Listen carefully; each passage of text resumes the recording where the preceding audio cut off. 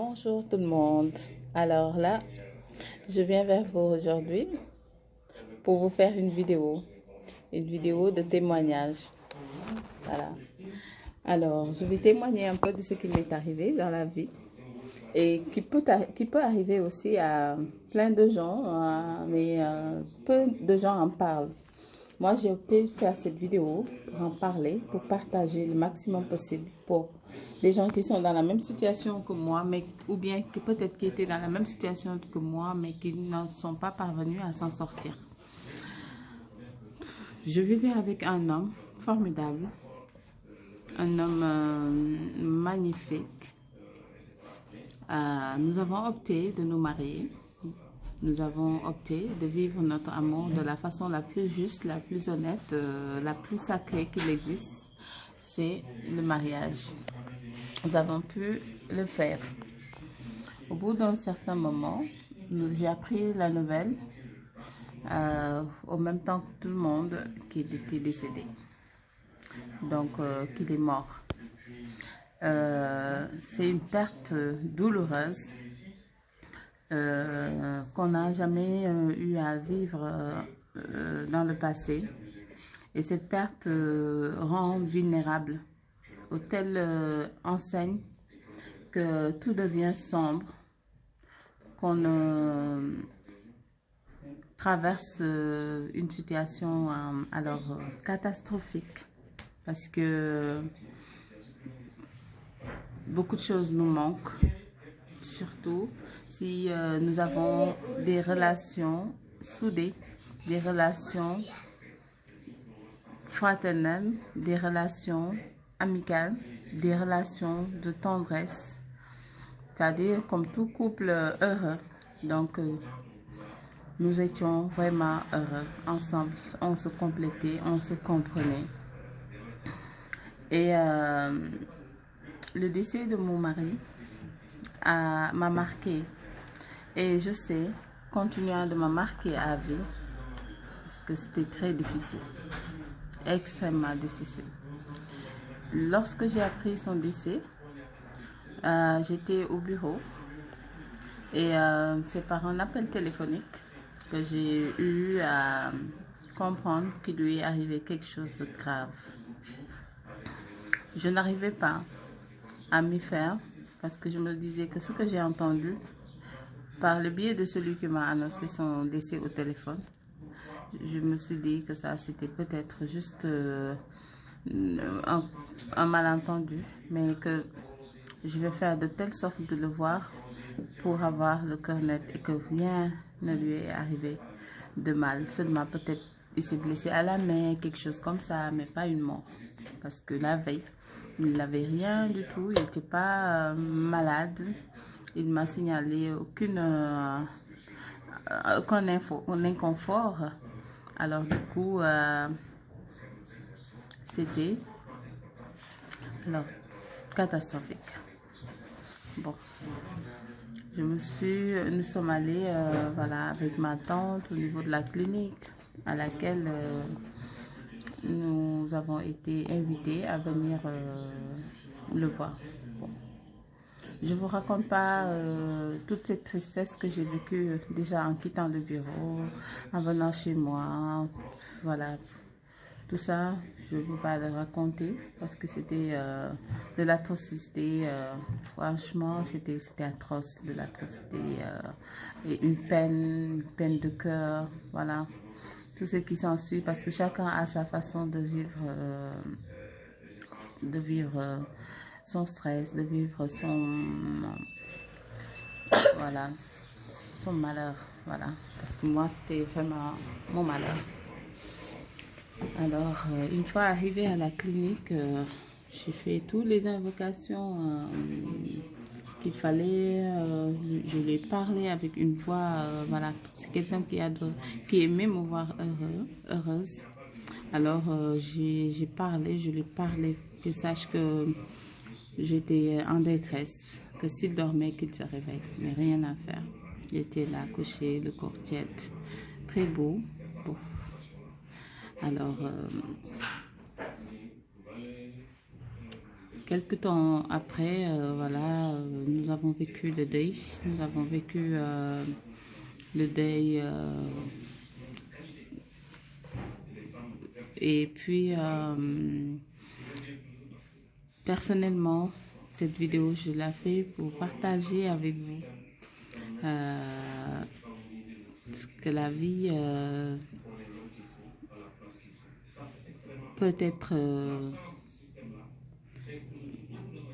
peut se présenter sur des facettes auxquelles nous ne sommes pas préparés, auxquelles nous ne désirons même pas vivre ou connaître, mais ces facettes peuvent se présenter un jour et il faut être préparé, il faut être fort, il faut se battre pour quand même estimer s'en sortir.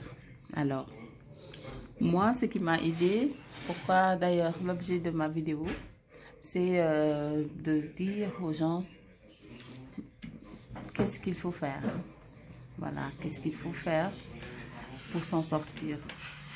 Il faut... Oui, chérie.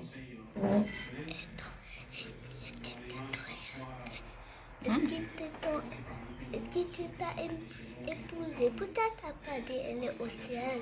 Ah oui, j'ai dit que celui qui m'a épousé, il est au ciel. Ah, j'ai pas entendu. Ah oui, d'accord, je le redis, il est au ciel. Puis voilà, il est au ciel, Thierno. Je suis sûre qu'il est au ciel, qu'il est aux côtés des sababs Et de Dieu. et de Dieu. Voilà. Et que ce qu'il a eu à faire dans la vie d'ici-bas le secourira là-bas. Parce qu'il a fait pas mal de choses pour des êtres proches, pour des frères musulmans, pour tout simplement des êtres humains comme lui. Voilà. Il avait un aspect social, un volet social dynamique et surtout basé sur des valeurs d'humilité, de modestie. Voilà. Donc je disais, il faut vivre le stress d'une façon, voilà, avec d'une façon de la vie. Oui, d'accord. D'accord, Thierno. C'est vrai qu'il faut vivre la vie, oui, mais quand on est stressé, il faut vivre le stress de la façon plus simple qu'elle se présente, tout en se basant sur des principes de croyance, que vous soyez musulman, que vous soyez chrétien. Retournez vers Dieu. Écoutez la parole de Dieu. Lisez les livres sacrés. Écoutez. Moi, ce qui m'a aidé, pratiquement, c'est le Coran. C'est là tout le temps à faire en boucle la sourate Baqara, à tourner en boucle les sourates du Coran et de puiser le fond même de ces sourates-là, de ces sujets qui reviennent, parce que tout est dit, hein, tout est dit. Tous les sujets qu'une personne peut vivre dans la vie, toutes ces questions qu'une personne peut se poser, il pourra trouver les réponses dans le Coran. Nonobstant le Coran, il faut faire du sport, il faut boire beaucoup d'eau, il ne faut pas accepter d'être embarqué, voilà, il ne faut pas accepter l'isolement, il ne faut pas s'isoler. Il faut découvrir, aller vers les gens, s'ouvrir aux gens, ne pas faire vivre aux gens que le stress qu'on est en train de vivre, parce que finalement, ça ne sert à rien, sinon que de transmettre cela. Il ne faut pas transmettre de la tristesse aux gens. Il faut essayer le maximum possible de donner de la vie à ce qu'on fait, de mettre des couleurs dans sa vie, dans sa tête. Et au moment où on ne se sent pas bien, si on doit pleurer, qu'on n'ait pas honte aussi de pleurer. Je vous demande juste d'être juste avec vous-même. De ne pas aussi trop s'en faire pour soi au point de s'oublier. Non, il ne faut pas s'oublier. Il faut penser à soi. Il faut se donner les moyens de continuer. Se dire que la vie doit continuer, quel que soit Alpha. Quel que soit Alpha, il doit continuer. Il faut aimer les gens qui sont à côté de soi. Et oui, c'est-à-dire, il faut aimer les gens qui sont à côté de soi. Aimer des gens qui nous veulent du bien, s'approcher d'eux, continuer à se battre. Oui, la bataille. Alors, la bataille, pour moi, c'est pas une bataille avec des armes, c'est pas une bataille avec des mots, c'est une bataille psychologique. Psychologiquement, il faut être fort. Il faut un mental d'acier. Et pour ça, c'est le travail qui peut nous aider. Il faut plus encore travailler, plus encore dans ces moments-là, sortir, faire ses activités professionnelles, ça, il n'y a rien de tel. Ça, se fixer des objectifs dans son travail et toute l'énergie qu'on avait pour vivre ce stress-là, ce deuil-là, prendre cette énergie, la transformer en quelque chose de profitable à sa communauté, de profitable à soi-même. Et voilà. Donc, c'est une façon d'apporter ma modeste contribution, d'en parler. Et jusqu'à présent, en parler, ça libère. Donc, il faut parler pour se libérer, mais pas seulement être égoïste aussi. Parler pour inspirer les autres. Parce que le stress, c'est pas seulement le fait de perdre un mari, le deuil, c'est aussi d'autres personnes qui ont pu perdre leurs parents, qui ont pu perdre leurs amis, qui ont pu perdre leur bébé, ainsi de suite, ainsi de suite. Donc, c'est très difficile. Mais les gars, il faut avoir le courage.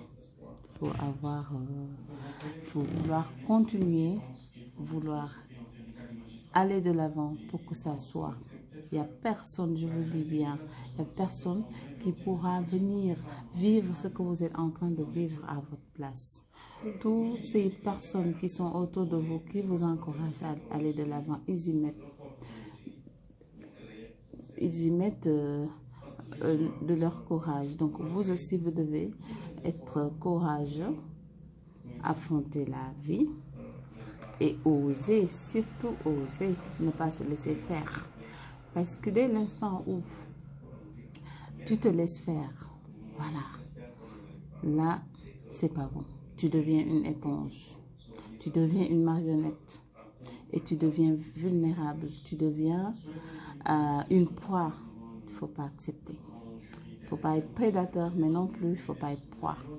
Il faut défendre ses idées.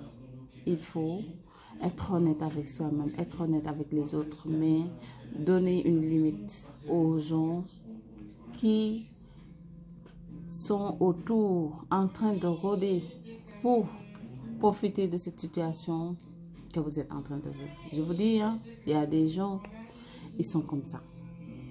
Ils attendent qu'une personne soit endeuillée, qu'une personne soit vive des moments difficiles pour venir en profiter. Et franchement, ces gens ne feront que vous engloutir davantage dans des émotions, alors qu'ils peuvent être source de maladie, qui peuvent être source de stress. Ne l'acceptez pas. Pourquoi? Pourquoi accepter? Accepter, c'est se perdre. C'est de ne plus exister. Et Ce qui s'est passé, c'est déjà passé. On n'y peut rien. Aujourd'hui, moi, par exemple, si ça ne dépendait que de moi, je serais là, entourée de mon époux. N'est-ce pas une bonne chose? Mais je ne peux rien faire pour qu'il revienne. C'est déjà ce qui s'est passé, c'est passé. Je le condamne. Je